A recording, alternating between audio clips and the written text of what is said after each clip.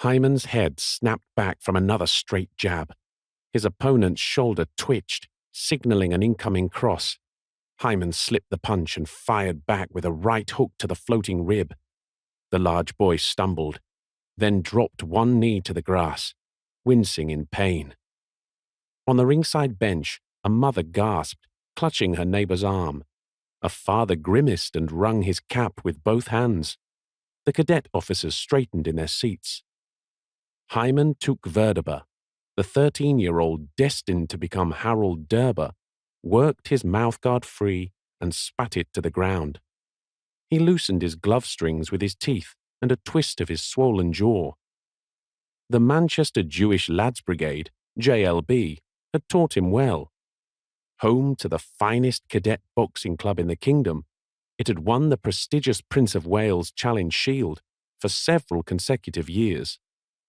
Through boxing and paramilitary training, the JLB sought to iron out the ghetto bend into the ramrod values of honor, self-respect, and loyalty to the crown. All these virtues were on display at the retreat, which was deliberately held on Saturday to clash with the Holy Shabbat.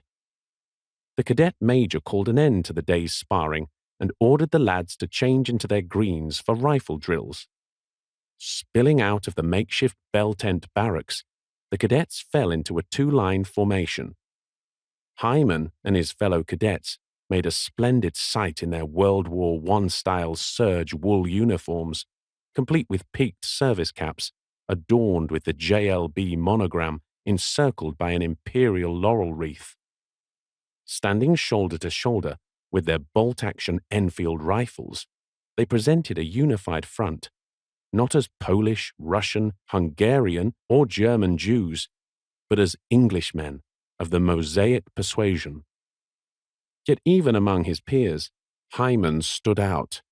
Intense, obsidian eyes hinted at a depth of understanding beyond his years. His face was etched with deep laugh lines, the left more pronounced, lending him a bemused smirk. His angular nose gave his youthful face a sharp edge, and his furious, scruffy black hair seemed perpetually in motion. The cadet major marched Hyman and the lads to the firing range, where they assumed the line. On the command to aim, Hyman raised his rifle and rested his swollen cheek against the cold rifle stock. The placement was second nature. He had mastered the proper cheek weld at the age of 10. He closed one eye and focused the other on the wooden plank 50 yards away.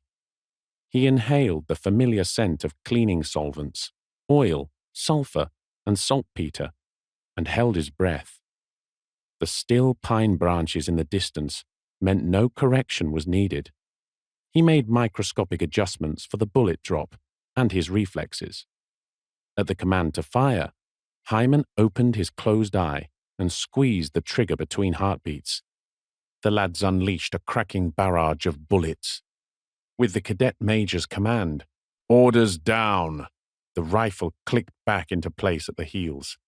Hyman's lips twitched into a subtle grin as he saw the empty spot where his target had been.